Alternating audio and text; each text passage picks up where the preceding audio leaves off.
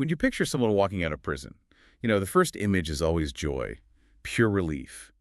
But today we're doing a deep dive into something that just shatters that assumption. We are. We're looking at this really brutal paradox where freedom, true freedom, can feel exactly like being trapped in a whole new prison.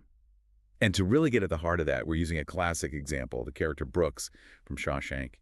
His story is it's emotionally devastating, but it's also a perfect lens for what we're talking about. Exactly. Our mission here isn't just to talk about how sad the story is. It's to really analyze the psychological logic behind it. What does a human being actually need to thrive?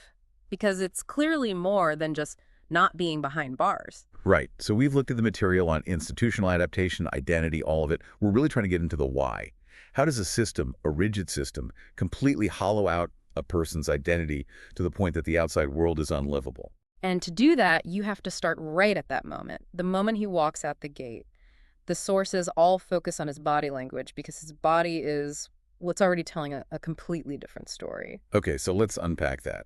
The immediate shock of the outside. You mentioned his body. The description is his shoulders are rounded inward, right? Like he's trying to make himself smaller. Yes, and that one detail tells you everything. He's contracting, the sky is too big, the world is too open. For decades, his reality was defined by, thick walls and low ceilings. So it's muscle memory. It's pure muscle memory responding to a threat. And the threat here is just boundarylessness. It's too much space. He's been in a state of sensory deprivation for so long, and now he gets the complete opposite. It's an assault. It is. It's an assault. And look at the tremor in his hands, in his movements. It's subtle, but it's someone who's forgotten how to just move on his own. What do you mean by that? Well, for 50 years, every single action was watched, or it was scheduled or controlled. He's literally forgotten how to inhabit his own body without some external system telling him what to do and when. That's a key distinction.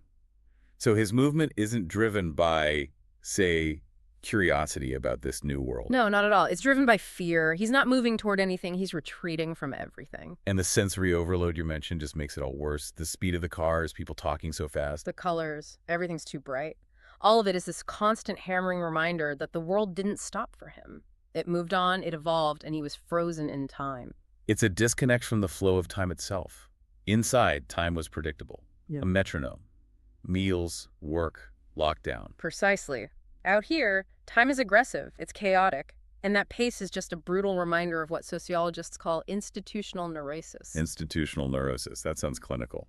It is. It's a condition where you adapt so perfectly to that deprived, rigid environment that you actually lose the skills to function anywhere else. It's not just sadness. It's a fundamental inability to process life. Because inside, he actually had a place. He had a structure. He had agency.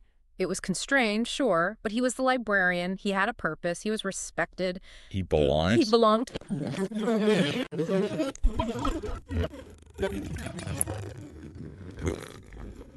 It's gone. He's a ghost. An absolute ghost. His entire skill set, managing that library, is completely worthless out here.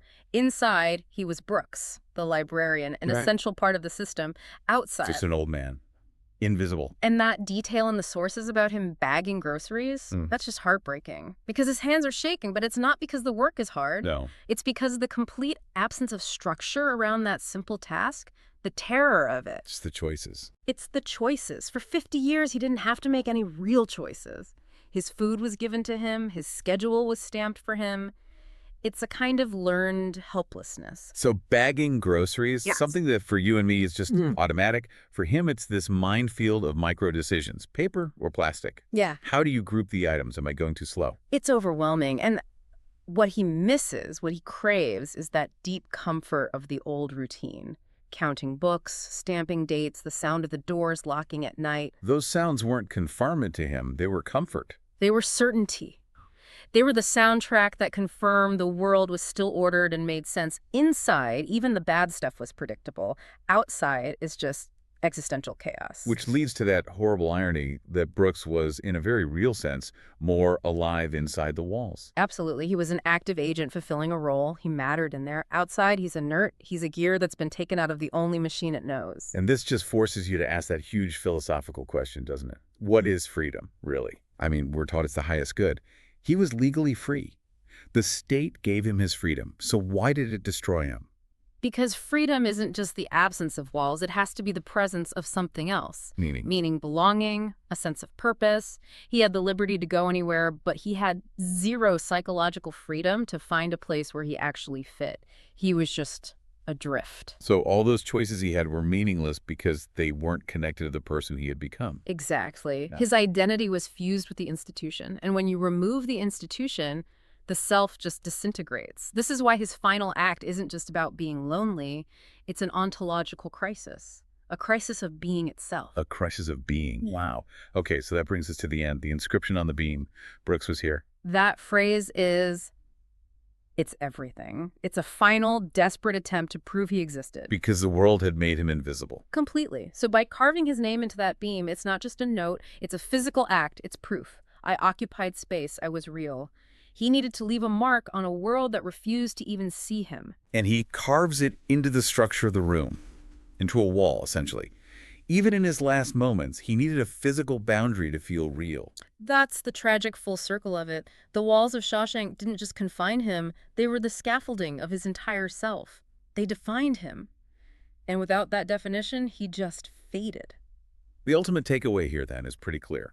Brooks's story forces us to look past this simple idea that freedom fixes everything. It doesn't. We need meaning, structure, a sense of belonging. And when you take that away, the void that's left, it isn't freedom, it's a kind of death. And that's a lesson that goes way beyond prisons. It makes you ask, where does my own identity come from? Is it really mine, or is it just a reflection of the job I do or the roles I play? A profound and difficult question. So as you sit with this deep dive, with this idea of structure and the self, here's a final thought to reflect on. Sometimes the most powerful prisons aren't made of steel and concrete. They're the comfortable, predictable roles we let the world build around us. And maybe the hardest part of being truly free is having to build your own meaning, day by day, when no one else is there to stamp the schedule for you. Thank you for joining us on The Deep Dive.